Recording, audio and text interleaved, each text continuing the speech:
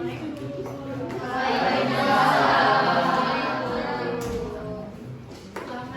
siang anak-anak semua. Siang.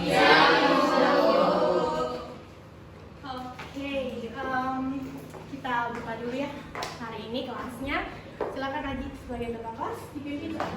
Bu. Siap. Berdoa mulai. Berdoa cukupkan. Beri salam. Assalamualaikum warahmatullahi wabarakatuh. Waalaikumsalam warahmatullahi wabarakatuh. Terima kasih Aji yang udah berdoa. Kita tarik nafas dulu. Mungkin minggu lalu kita udah emosi panas karena debat dari Ibu Mutia sebelumnya. Kita tarik nafas dulu. Dikondisiin, Maggie rambutnya diputerin dulu.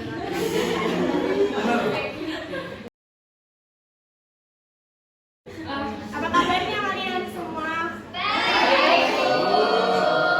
Alhamdulillah. Ibu mau nanya sama sekretaris, ada yang hadir? Ada semua Bu hari ini. Alhamdulillah, berarti kalian semua sehat ya. Semoga kita selalu sehat. Oke. Masih semangat belajarnya? Hari ini kita akan belajar tentang pemberdayaan masyarakat yang berkaitan dengan pengelolaan keuangan. Kita lihat dulu tujuan pembelajaran, terus capaian yang harus kalian capai dalam pembelajaran ini, dan manfaat dari pembelajaran. Oke. Tema 1, kelas 7, model learning start with a question. Nanti Ibu akan menjelaskan lebih lanjut tentang model pembelajaran ini. Kita bahas dulu tentang tujuan pembelajaran. Tujuan pembelajaran kita, peserta didik dapat menganalisis dan menentukan pertanyaan-pertanyaan mengenai konsep uang, pendapatan, tabungan, investasi, dan literasi keuangan melalui media ajar infografis masing-masing konsep tiap kelompok, yang kemudian peserta didik akan mendapatkan jawaban dari pertanyaan tersebut, sehingga peserta didik dapat berpartisipasi aktif dalam belajar dan dapat menyusun daftar kebutuhan serta keinginan serta laporan pengelolaan keuangan dalam seminggu dalam bentuk tabel. Lalu manfaatnya apa sih Bu? Yang pertama, peserta didik memiliki pengetahuan lebih awal tentang materi yang akan diajarkan. Jadi menggunakan modelan tadi itu learning start with the question, kalian dituntut untuk belajar dulu gitu materi sebelum masuk ke kelas. Lalu yang kedua adalah peserta didik tidak hanya jadi pendengar saat proses pembelajaran. Kayak sekarang kan Ibu menjelaskan, kalian hanya mendengarkan. Nah, melalui model ini kalian harus mengamati, menganalisis, dan membentuk suatu pertanyaan untuk mendapatkan materi dari pembelajaran. Dan yang terakhir adalah peserta didik terlibat langsung dan dapat berperan aktif dalam pembelajaran. Nanti kalian akan berperan aktif karena kalian yang menentukan pertanyaan yang akan kalian tanyakan ke Ibu dan Ibu akan memberikan jawabannya. Lalu capaian pembelajaran. Peserta didik juga memahami bagaimana masyarakat saling berupaya memenuhi kebutuhan hidupnya. Lalu peserta didik juga menganalisis isu pemberdayaan masyarakat untuk ikut memberikan kontribusi positif terhadap lingkungan sekitarnya. Anak-anak kemarin mungkin Ibu Mutia udah memerintahkan kalian buat baca dulu materi di rumah gitu kan. Nah, ada kaitannya materi Ibu Mutia dengan materi hari ini. Ibu Mutia kemarin menjelaskan apa? Ada yang tahu nggak topiknya? Permasalahan sosial. Terus Ibu Mutia ada menjelaskan mengenai kemiskinan dan kesenjangan ekonomi. Benar nggak? Benar. Nah, ada kaitannya sama materi hari ini, pemberdayaan masyarakat. Jadi pemberdayaan masyarakat itu kita, para masyarakat itu harus melakukan suatu tindakan gitu untuk menjamin kehidupan kita lebih baik. Nah, mungkin kan udah diingetin ya kalian untuk membaca materi. Coba ada nggak yang mau ngasih Ibu penjelasan mengenai apa itu pemberdayaan masyarakat? Coba angkat tangan, siapa yang? Ya, coba Dina. Pemberdayaan masyarakat itu usaha masyarakat Bu yang punya inisiatif untuk ngelakuin perubahan sama kehidupan masyarakat itu sendiri. Nah, benar. Nah, selain ini ada lagi yang mau coba? Ya, boleh dari. Pemberdayaan itu merupakan suatu usaha masyarakat untuk memperbaiki sesuatu itu Bu. Nah, benar sekali ya anak-anak bahwa pemberdayaan masyarakat tuh usaha inisiatif dari masyarakat itu sendiri untuk memperbaiki kehidupannya agar kehidupan kita sebagai masyarakat itu dapat lebih baik dan dapat sejahtera. Nah, contohnya misal dalam bidang agama gitu. Kita terutama untuk yang agama Islam, kalian kalau misalnya tadi pagi itu sebelum belajar pasti kan ada ngaji bersama, bener nggak? Ngaji bersama. Nah, ngaji bersama itu salah satu bentuk pemberdayaan masyarakat dari sekolah untuk kalian nih, supaya kalian tuh punya jiwa Pancasila. Yang pertama apa? Pancasila. Harus ingat sama Tuhan Yang Maha Esa, makanya tiap pagi kita ada mengaji bersama. Kayak gitu. Nah, tadi Ibu udah menjelaskan di awal kalau kita tuh akan menggunakan metode learning start with question. Nah, itu model yang baru. Ada yang tahu nggak learning start with a question itu sebenarnya model pembelajaran yang kayak apa? Benar, ada pertanyaannya. Nah, untuk lebih jelasnya, jadi model ini tuh Ibu nanti tidak akan menjelaskan materi terlebih dahulu. Biasanya kan guru masuk ngasih materi terus ngasih tugas ke kalian, ya kan? Betul. Nah, sekarang nanti Ibu nggak akan ngasih materi ke kalian apapun. Ibu harus ngasih tugas langsung dan kalian tugasnya adalah membuat pertanyaan yang akan Ibu jelaskan terkait dengan pertanyaan yang sudah kalian bentuk. Sekarang sebelum kita langsung kerja kelompok, kita nonton video dulu ya. Kita simak video ini ya, sebagai bahan materi kalian. Selamat datang semua. Hari ini kita akan bersama-sama membahas mengenai pengelolaan keuangan. Dalam kita memerlukan uang untuk dapat memenuhi kebutuhan sehari-hari, termasuk makanan, pakaian, rumah, biaya pendidikan, atau untuk biaya pengobatan jika sakit. Jika kita tidak dapat mengelola uang tersebut dengan baik, maka ada bonus dan tunjangan lainnya. Kemudian berikutnya kita catat juga pengeluaran kita. Misalnya, pengeluaran tetap sehari-hari seperti biaya makan. Seringkali kita dihadapkan pada situasi harus memilih dan memprioritaskan hal yang benar-benar kita butuhkan. Sehingga kita akan dapat menentukan tujuan keuangan, yaitu target berdasarkan kebutuhan keluarga kita di masa depan. Baik itu tujuan keuangan jangka panjang, seperti naik haji, membeli rumah, mengganti kendaraan lama kita, maupun tujuan keuangan jangka pendek, seperti membeli kulkas, biaya pendidikan tinggi anak kita, dan lainnya. Dapatkah kita rencanakan pemenuhan keinginan kita dalam jangka 5-10 tahun ke depan, atau 1-2 tahun ke depan? Bagaimana cara kita mewujudkan kebutuhan dan keinginan kita tersebut? Nah, video ini Ibu cukupkan sampai di sini karena sampai menit ini pembelajaran kita akan relate atau nyambung sama yang ada di dalam video ini. Sebelum kita ke tugas kelompok, ada yang bisa ngasih tahu Ibu tentang apa sih tadi isi dari video yang udah Ibu tampilkan? Siapa yang mau? Aku mau. Ya, silakan Rida. Ibu, jadi pas tadi aku udah nonton, jadi kita itu harus mengolah uang kita dengan sangat baik, Bu. Contohnya, jadi uang kita ini biar kita bisa memenuhi kebutuhan kita yang lainnya juga.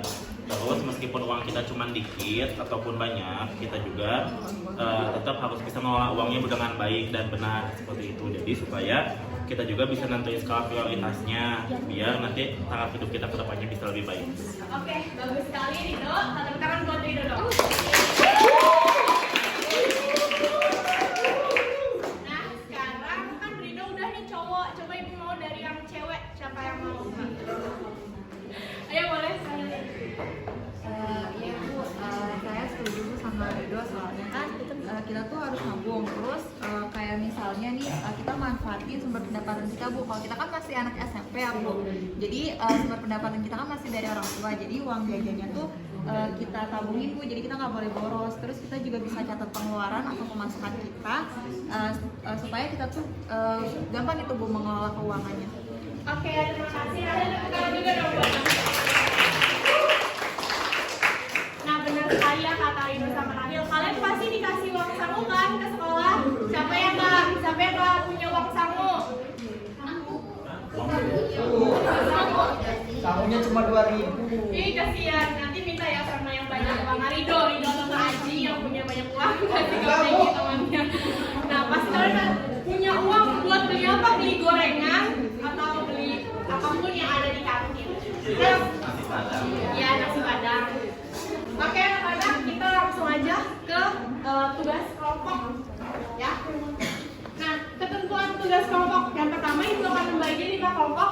Tadi kalian sempat dengar ke Ibu ada nyebut konsep uang, konsep pendapatan, konsep tabungan, investasi, dan literasi keuangan. Nah, kalian akan dibagi menjadi 5 kelompok dengan masing-masing tema tersebut. Masing-masing kelompok terdiri dari 7 atau 8 orang. Lalu Ibu akan memberikan temanya. Terus kemudian peserta didik atau kalian diminta untuk berdiskusi, menggarisbawahi, serta mengumpulkan pertanyaan terkait masing-masing tema materi yang diberikan. Nantinya setelah itu kalian presentasiin ke depan, lalu Ibu akan menjawab secara sistematis. Nah, nanti kalian pertanyaan tersebut ditumpahkan atau dimasukkan ke dalam mind mapping sesuai dengan identitas kalian masing-masing. Ini pembagian kelompoknya.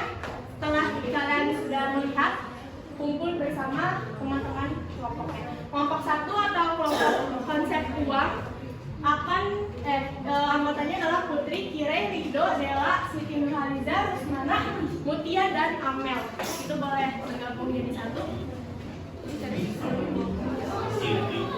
Terus kelompok 2 ada Randy, Farisha, Anissa, Lady, Rindiawati, Novita, Alisha, dan Liza Desti. Itu kelompok pendapatan. Kelompok 3 ada Faisal, Anissa Noviani, Gita, Mita, Dea, Rika, Siti Rubianti, dan Bima. Itu adalah konsep tabungan. Kelompok 4 atau kelompok investasi ada Rizlia, Nadira, Nadifa, Meki, Aji, Nova, Natasha, dan Dinyoya. Dan kelompok terakhir kelompok literasi keuangan ada kelompok 5 ada Nisa Rahil, Fadila, Sylvia, Dina, Sari, Anita, dan Agashi. Belum udah sama kelompok masing-masing atau belum? Kelompok 1 mana? Satu. Apa? Satu. Kelompok 2 mana? Kelompok 3. Kurang ya? Iya.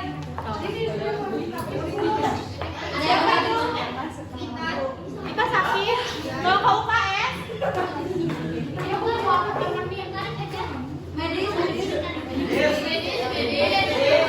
Kalau misal sakit boleh ya ke UKS. Itu nggak marahin kok.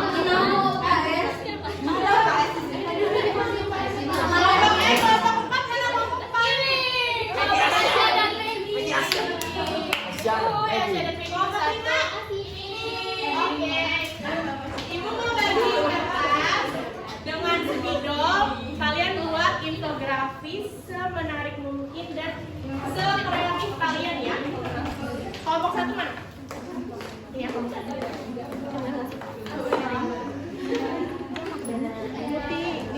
Iya boleh. Kelompok 2 mana?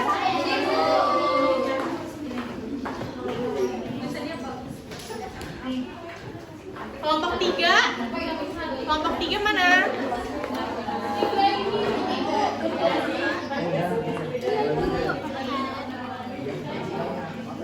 Kelompok 4 ya Bu. Kelompok terakhir.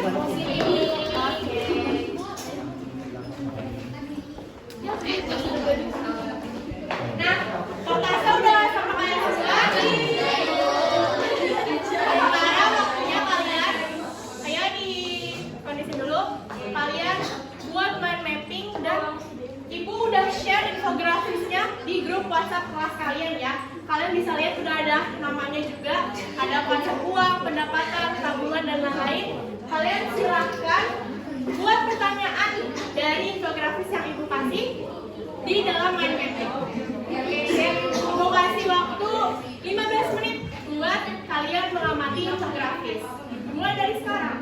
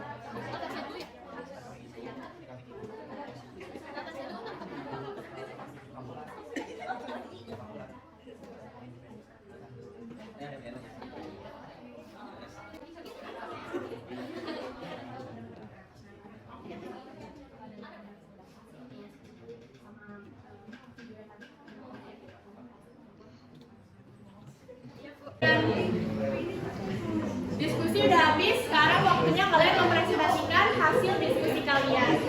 Siapa kelompok yang mau duluan maju? Peggy!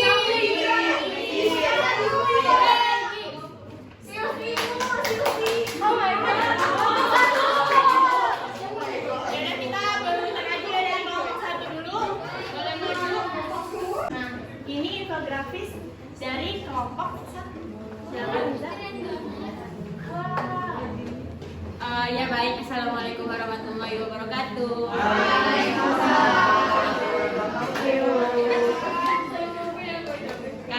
Saya perwakilan dari kelompok 1. Tadi berdasarkan video yang telah ditayangkan oleh Ibu Guru sama infografis ini dan penjelasan dari Ibu, maka kami membuat 4 pertanyaan. Yang pertama, mengapa uang disebut sebagai alat pembayaran hutang? Yang kedua, mengapa sistem barter tidak diterapkan lagi di Indonesia? Yang ketiga, mengapa pengelolaan rupiah sebagai alat pembayaran yang sah itu memiliki proses yang panjang? Yang keempat, bagaimana hubungan antara konsep uang dengan pemberdayaan masyarakat? Oke, terima kasih. Tepuk tangan dulu buat kelompok 1.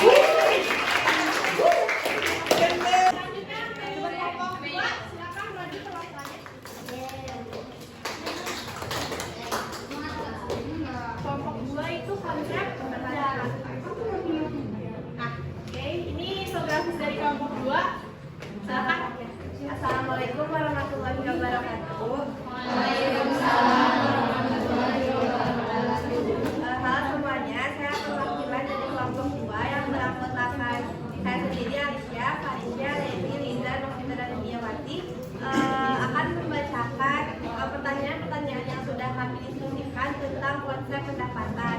Berdasarkan video yang sudah ditayangkan sama guru, terus juga kita sudah membaca dari buku dan beberapa sumber lain, terdapat 4 pertanyaan mengenai konsep pendapatan. Yang pertama adalah, apa makna dari semakin kecil pendapatan, semakin besar bagian pendapatan itu ditunjukkan untuk konsumsi. Begitupun sebaliknya, semakin besar pendapatan, semakin besar ditujukan kepada tabungan.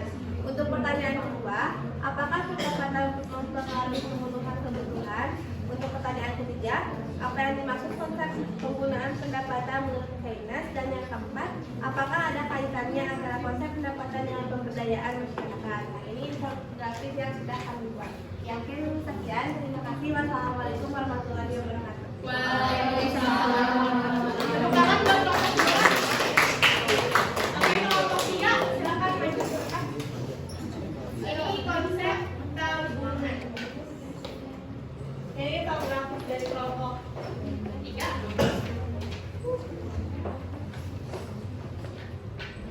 Assalamualaikum warahmatullahi wabarakatuh. Waalaikumsalam warahmatullahi wabarakatuh. Ya, jadi saya Rika, perwakilan dari kelompok 3, di mana infografisnya itu kita membahas tentang konsep tabungan. Kita awalnya ngasih pengertiannya, terus itu ada manfaat menabung, tempat menabung, sama langkah-langkah menabung, dan ada filosofi menabungnya. Dari infografis tersebut kita itu menampung 4 pertanyaan. Yang pertama, mengapa menabung selalu dipandang menjadi sesuatu hal yang penting? Yang kedua, mengapa orang banyak menabung di bank daripada menabung di rumah sendiri? Yang ketiga, apa saja cara yang bisa dilakukan untuk membuat kita rajin menabung? Yang keempat, apa kaitannya tabungan dengan pemberdayaan masyarakat?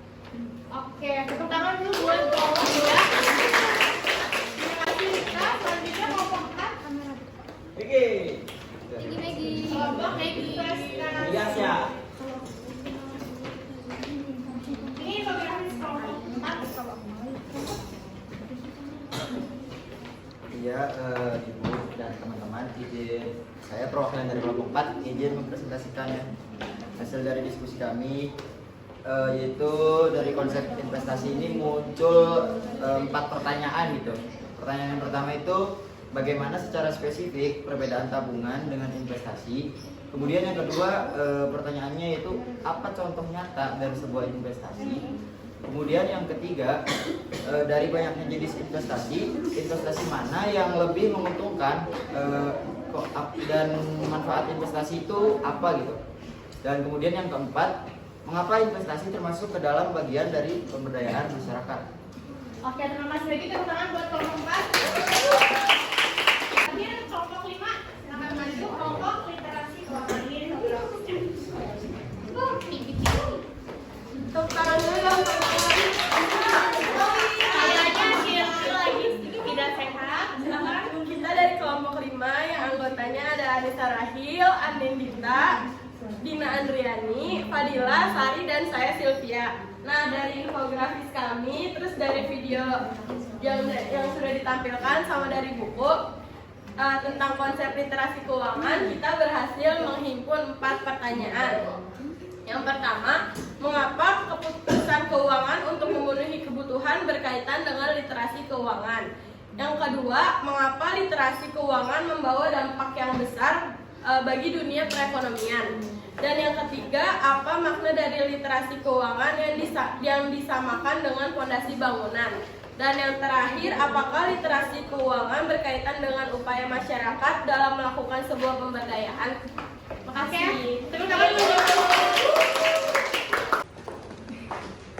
Oke, anak-anak, karena udah semuanya, sekarang waktunya pemaparan materi dari pertanyaan yang udah kalian ajukan. Nah,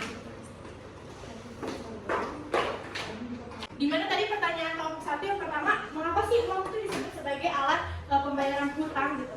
Seperti yang kita tahu, uang itu kan sebagai alat pembayaran yang sah. Nah, ketika misal contohnya nih ibu ingin sekali membeli sepeda motor buat menunjang pekerjaan ibu sebagai guru dari rumah ke sekolah. Nah, tapi uang itu tuh belum cukup buat beli sebuah motor gitu. Nah, itu menggunakan, kalian tahu metode cicilan nggak? Tahu. Nah, metode cicilan ini artinya kita itu berhutang kepada pihak yang memberikan kita cicilan tersebut. Nah, berarti kita punya kewajiban untuk apa? Untuk membayar.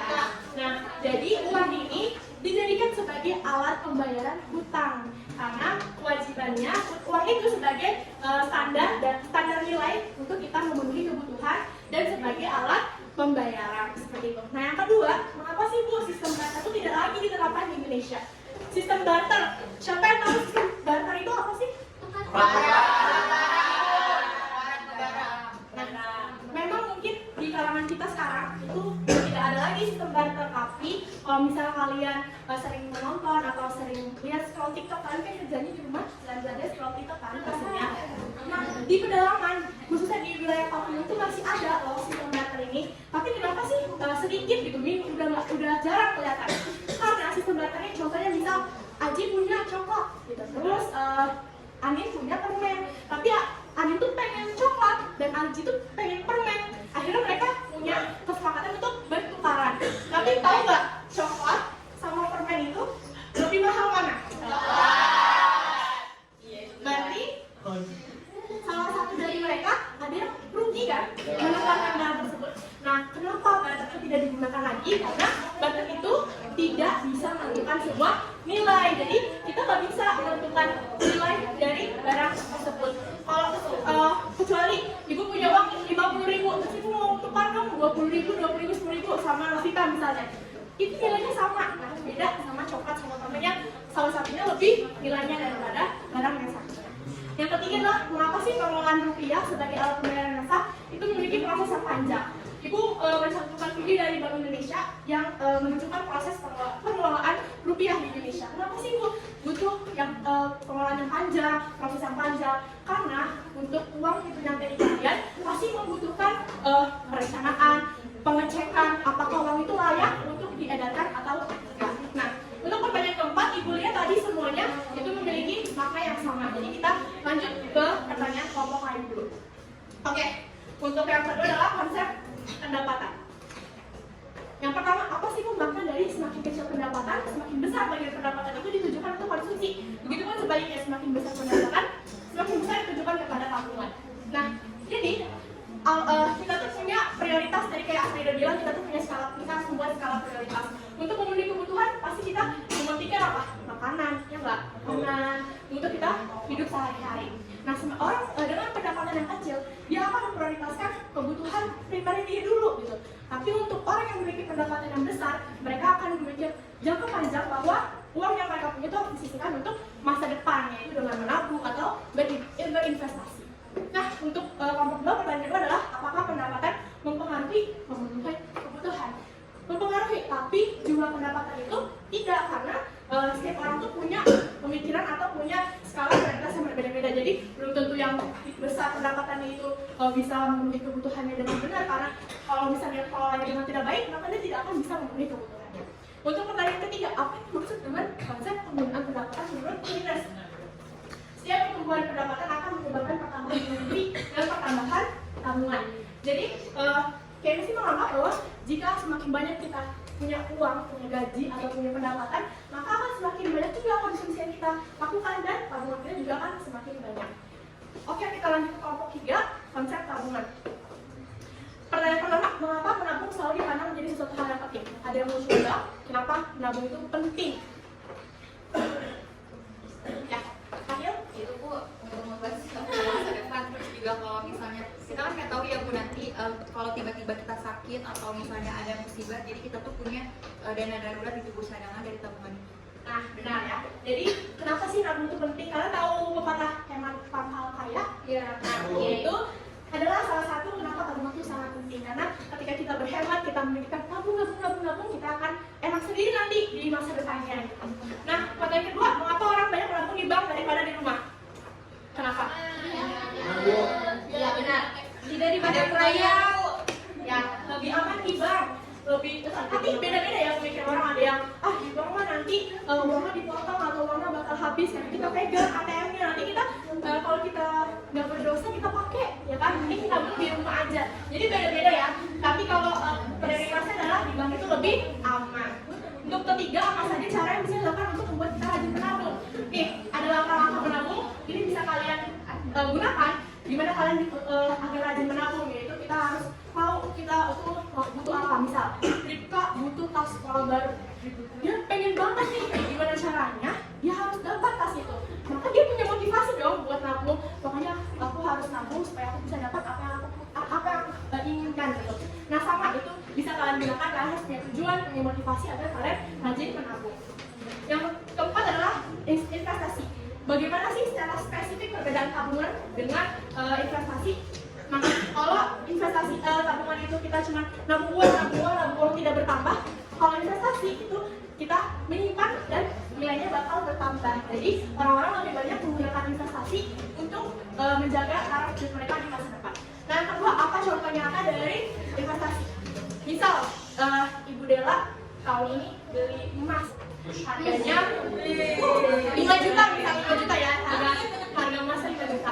Terus ibunya bilang, Dela, ini emas buat kamu, buat disimpan ya untuk kamu di masa depan. Terus Dela 10 tahun kemudian Dela menjual. Nah, nilai emas tersebut akan naik karena emas itu adalah salah satu investasi terbaik yang minim resiko dan bertambah terus tiap tahun. Jadi Bu Dela udah menyiapkan investasi buat Dela sejak sekarang. Itu contohnya kan dari investasi. Nah, pertanyaan ketiga, dari banyak jenis investasi mana sih yang menguntungkan di Indonesia? Ini ada beberapa. Yang pertama adalah investasi deposito. Kalian kan anak SMP ya, pasti kalian asing dong sama apa sih investasi deposito itu, Bu?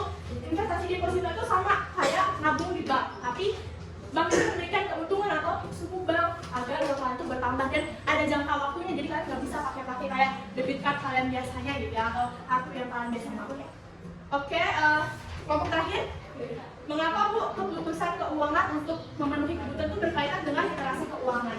Kalian tahu nggak pentingnya literasi keuangan ini untuk kalian deh? Literasi keuangan kan kita belajar ya cara kita mengelola keuangan dengan baik. Nah, itulah kenapa dalam memutuskan uang kita harus punya literasi keuangan terlebih dahulu. Yang kedua, apakah membawa dampak yang besar bagi perekonomian? Pasti, karena literasi keuangan ini bisa menjaga kita dari krisis moneter misalnya atau krisis ekonomi. Jadi kita bisa mengelola dengan baik kalau kita memiliki literasi keuangan yang baik. Nah, yang terakhir, apa makna dari literasi keuangan yang disamakan dengan fondasi bangunan? Sama yang tadi sudah dijelaskan bahwa semuanya dari uang, pendapatan, investasi, tabungan itu harus kita dasari dengan literasi keuangan. Makanya literasi keuangan dijadikan sebagai fondasi bangunan agar fondasi-fondasi lainnya itu kokoh. Jadi kita punya pengetahuan tentang mengatur keuangan. Nah, pertanyaan terakhir adalah apa sih Bu keterkaitan antara semua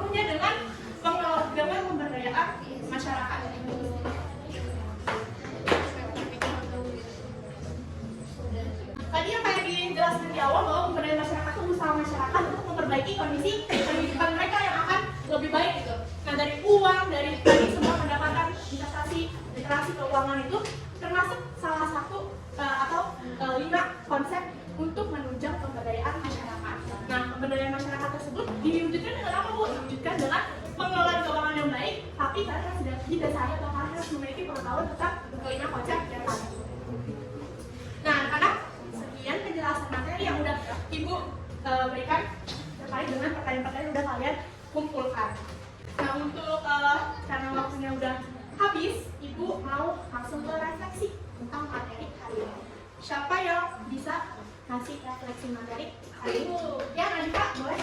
Ya, jadi pembelajaran hari ini kita belajar membahas tentang uang, tabungan, pendapatan, investasi, dan literasi keuangan Bu. Nah konsep itu sebagai dasar dari pengelolaan keuangan pengelolaan keuangan yang baik, sama kayak kita sudah melakukan pemberdayaan masyarakat untuk memperbaiki kondisi kehidupan kita. Nah, benar sekali Nadika. Tepuk tangan buat Nadika. Tepuk tangan dulu buat kita semua yang hari ini udah melaksanakan tugas dengan baik. Habis setelah ini, Ibu akan memberikan reward kepada kalian. Masing-masing. Coba masing-masing dari yang perwakilan maju.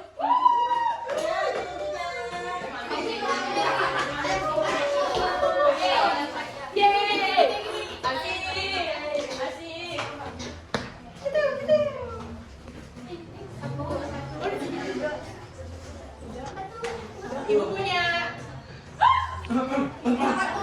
Ini kalian bagi sama kamu.